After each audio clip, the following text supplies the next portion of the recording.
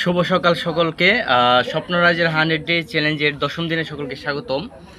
আমি আজকে রাত্রি যাপন করেছি অসাধারণ একটি জায়গায়, আপনাদের দেখানোর লোভ আমি সামলাতে পারছি না। এই যে এটা হলো আমার বেড এবং এই হলো এখানে আমি রাত্রি যাপন করেছি এবং আমার সাথে আছে তোমার নাম জীবন। আর এটা হলো একটা বাতের হোটেল, আপনারা দেখতে পাচ্ছেন এই যে হোটেল। এবং সবচেয়ে মজার যে বিষয়টা এটা হলো যে আমি ঘুম থেকে উঠে যে অসাধারণ ভিউটা দেখতে পাচ্ছি, এটা হলো যে এই যে আপনারা দেখতে পাচ্ছেন অসাধারণ, খুবই সুন্দর। সামনে একটা পুকুর, এই পুকুরের আমার একটা বিশেষ স্মৃতি রয়েছে। তার আগে আমি আপনাদেরকে বলবো যে প্রতিদিন ঘুম থেকে ওঠার পর আমি এই বইটি বদলে যান এখনই, এই ভ্রমণকালীন স্পেশালি কয়েক চ্যাপ্টার আমি পড়ি এবং এই বইটি আমার বিশেষ বিশেষ মানে আমার খুবই প্রিয়, আমার বিশাল বড় এক অনুপ্রেরণার নাম এই বই বদলে যান এখনই। এই বইটি আমি প্রতিদিনই পড়ি। তাছাড়া আমার সাথে রয়েছে আমার তুমিও জিতবে, ইন্ডিয়ান লেখক, ইন্ডিয়ান বই। আর এটা আমাদের বাংলাদেশের লেখক, বাংলা।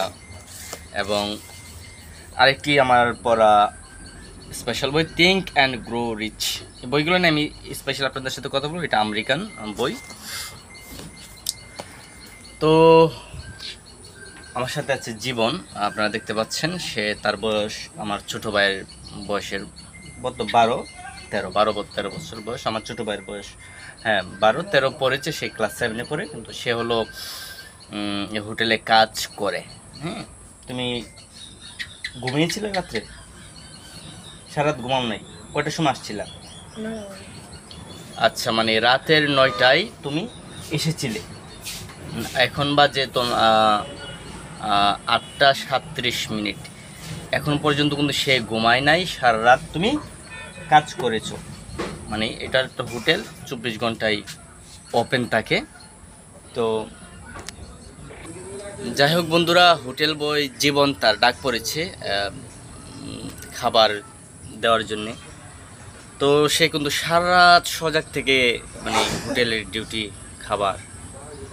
তো এটা তো হচ্ছে মূলত দারিদ্রতার কারণে, পড়াশোনা করতে পারতেছে না, অভাব, সে কাজ করছে। আমার দেখে এটা খুবই খারাপ লাগলো। এবং এটা তো 18 বছর নিচে হলে তো এটা হয় না।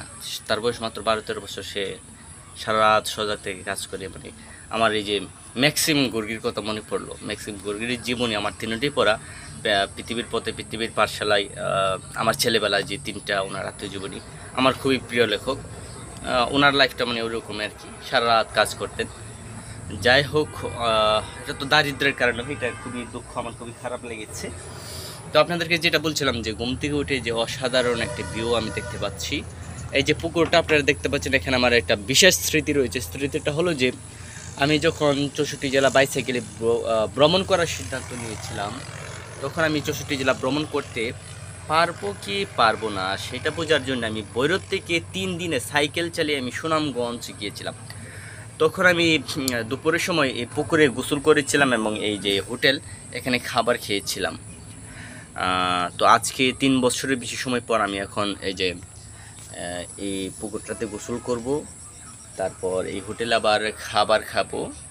অতীতের যে একটা স্মৃতিমন্থন, এটা আমার একটা কিন্তু একটা জার্নি, সেলফ হেল্প জার্নি, যে অন্বেষণ করা। তো আপনারা জানেন যে এই জার্নিটা সম্পূর্ণ আমার একটা সেলফ ডেভেলপমেন্টের একটা জার্নি। কীভাবে? ধরেন আমি 100 ডে চ্যালেঞ্জ, 100 দিনের চ্যালেঞ্জ নিয়েছি, যে 100 দিনে আমি 64 জেলা পায়ে হেঁটে জয় করব। এবং এটা কিন্তু আমার 100 দিনের শুধু 64 জেলা ভ্রমণ করার চ্যালেঞ্জ না, এটা 100 দিনের আমার রাইটিং চ্যালেঞ্জ। আমি লিখতেছি প্রতিদিনের, আমার রোজনামস আমি প্রতিদিন লিখছি। এবং আপনারা আরেকটা পয়েন্ট বলতে পারেন যে এটা আমার 100 দিনের হাঁটাহাঁটি চ্যালেঞ্জ, ওয়াকিং চ্যালেঞ্জ এবং 100 দিনের আমার happiness challenge, 100 day happiness challenge.